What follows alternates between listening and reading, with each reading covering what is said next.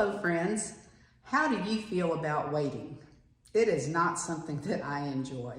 When I go to the grocery store, I want to get my stuff and get out of there as fast as I can, and I don't like waiting in line.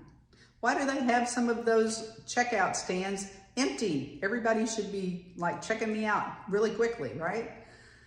Sometimes I have to wait in traffic. I live in the Houston area, and we are pretty much well known for our wonderful traffic and how long you might have to sit just waiting to move a few inches. Sometimes I get annoyed because I have to wait for my computer or my internet connection to get active so I can get my work done. Waiting is certainly not something we enjoy, but it is pretty much a part of life, right? We may have to wait in our Christian walk as well. Sometimes we have to wait for God to do something, and we can get pretty tired of that really fast. Those of us who are in the First Place for Health program, who are working on our fitness goals, may find that we look to food while we're waiting, and we may choose to eat food as to pass the time, to encourage ourselves, to comfort ourselves. And eating like that can really cause some problems. In this study, we're looking at how God is our refuge, and we can choose Him over food or anything else. And it includes when we're having to wait. There's a wonderful passage in Isaiah 40 that we often think of when we think about the idea of waiting. Let me read it to you. It's verses 28 through 31 in chapter 40. Do you not know? Have you not heard? The Lord is the everlasting God, the creator of the ends of the earth.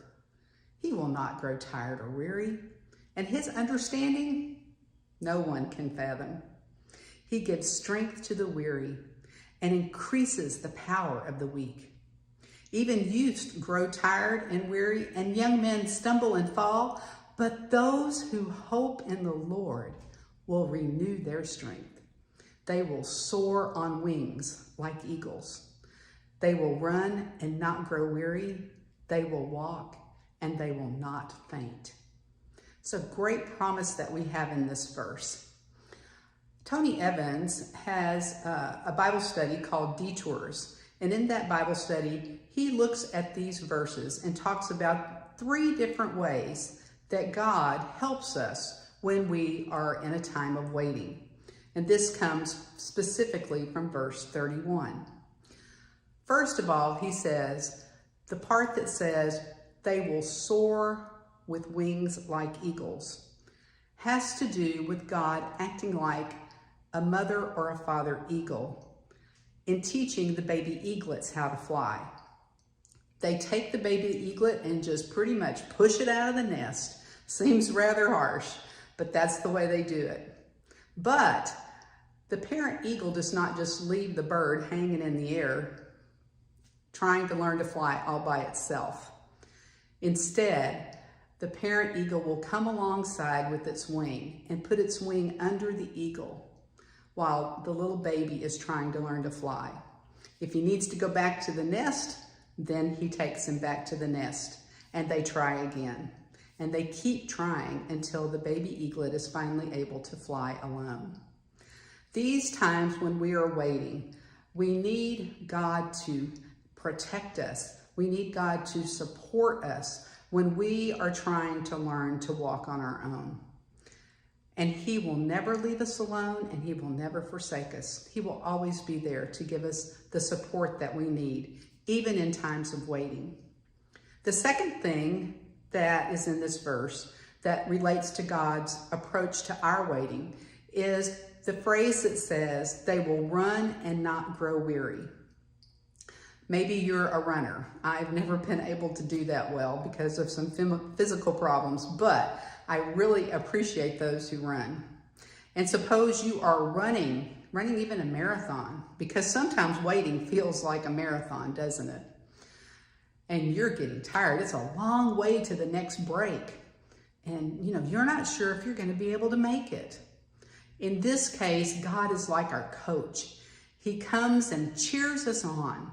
He encourages us. He gives us tips and direction about how we can run better. So in these times of waiting, God comes to us as a coach, and he gives us what we need as we wait for him to accomplish his purpose. The third thing is that God looks at our situations of waiting through this scenario. They walk and they will not grow weary. Now, I don't know about you, but I've had circumstances where I didn't think I could put one foot in front of the other. I was so tired of what I was waiting on. Was it ever going to happen? And I just wanted to quit sometimes. In these circumstances, God comes right alongside us. He puts his arm around us. He supports us with his loving arms, and he helps us take each step.